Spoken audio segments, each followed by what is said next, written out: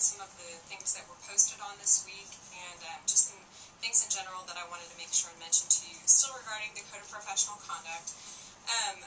Quite a bit of the discussion we've had this week has been on confidentiality, and again, because it's a major topic definitely in our field. A few things that people have asked about confidentiality are, what kinds of details can you tell?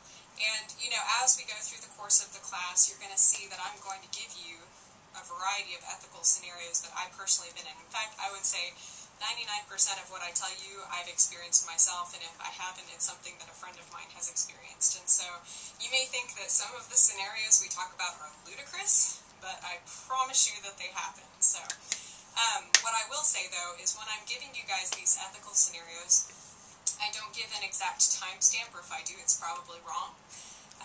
I don't give you I definitely don't give you names. I don't give you ages unless it's relevant or an approximate age. Very often I'll try to mix up the gender unless it's an OBGYN visit. Obviously I can't do that, but you know, I try to mix up certain elements of the scenario so that you guys will never be able to trace it back to the actual person that it happened to. And that's kind of how you need to be, especially if you're seeking advice on a situation. You may even wait till a little bit after the situation has happened. Use the OB-GYN example. You know, there may only be one deaf pregnant woman in the city of Houston at this time. And so if you were to bring a scenario up to a friend of yours, they may know exactly who you're talking about. So you may need to wait some time before you get some advice on how you should have handled the situation if that's the case, if that makes sense. So in general, we try to keep as many details as possible, you know, just, I don't know, out of the way. You definitely don't want to give too much of that information out. In addition to that, I wanted to mention, a few of you guys have mentioned about consumers talking about who you are and what you're doing. There have been plenty of times where I've been out in the community and consumers will come up to me, hearing or deaf, and they'll say, hey, I remember you interpreted in my class, and you did this and you did that. It's totally fine. They can talk about whatever they want to talk about, and whatever they want to talk about is fine. However, I don't offer up any information, even if they've brought it up. You know, even if they come up to me and say, hey, I remember you interpreted in my class, I will not say, hey, how's your wife's cancer treatment going?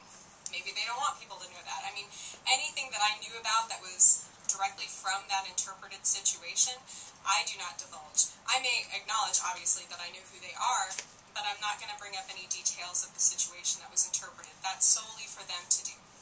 Some examples of some times when confidentiality has come up, and it's funny because deaf people, sometimes they'll try to entrap you, and not just the deaf people, the hearing people too. You know, and so you need to be really vigilant about what you do. Sometimes they do know the Code of Professional Conduct, and they just want to see if you're going to follow it. It doesn't happen often, but it does happen. I had two deaf students at a college one time who I knew, and the other interpreter that was working with me, we both knew that these two deaf students were taking the exact same biology class from the exact same teacher, but just at different times, and we didn't tell them.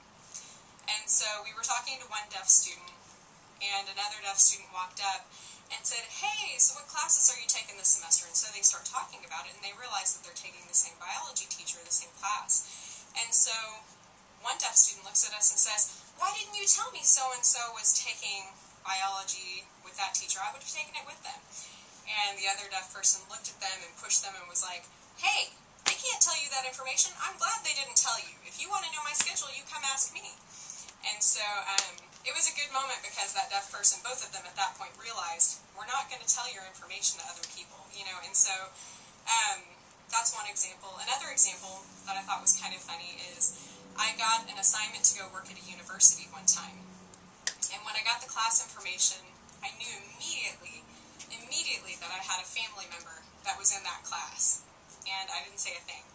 And so I got to the class, and my family member walks up to me, and they're like, why didn't you tell me you were interpreting today? We could have written together. We could have done this. And the deaf person looked at me and looked at my family member, and they were like, who's that? And I was like, oh, that's so-and-so, my family member. And the deaf person was like, you didn't even tell them that you were coming to this class? And I was like, no, your information is confidential. I'm not going to tell people. And they were so impressed by that, and I think that it's a good thing, because even though it may seem hyper-vigilant to some people, I would always, me personally, again, this is Lael, this is not every interpreter in the world, me, Lael, I would prefer to err on the side of confidentiality if I have to err, if that makes sense. So, anyway, a few other things. I had students propose to me one time an ethical scenario, and they were like, let's say, this is totally hypothetical, let's say that you interpret a medical assignment for a deaf person early in the day, and you know that this deaf guy has HIV. And then you go to a club with your sister later. By the way, my sister's married, but that's beside the point. You go to a club with your sister later, and she decides that she wants to hook up with this guy. What do you do? And I looked at my students, and I told them straight. I was like, I'd tell her. And they were like, you can't do that. That's confidential information. You can't do that. But you know what? If I lose my certification, I lose my certification. My family comes first. And there are certain things in this world that I would be willing to lose my certification over. If it means I have to work at Mickey D's for the rest of my life, then I'm going to do that.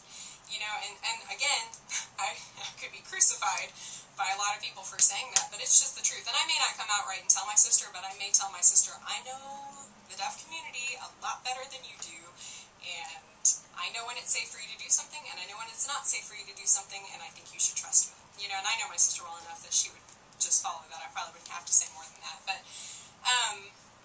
you know, anyway, so it's something to think about. I do think that you need to know yourself well enough to know what are your boundaries. What are you willing to do? What would you be willing to lose your certification over? And if it came to that, I think that you could justify a lot of situations, but you've always got to keep that in the back of your mind. And you know what?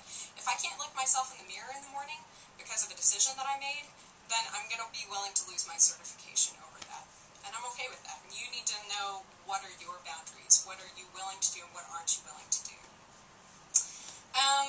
We're going to discuss a little bit more in some upcoming videos as well, but I just want to make those comments on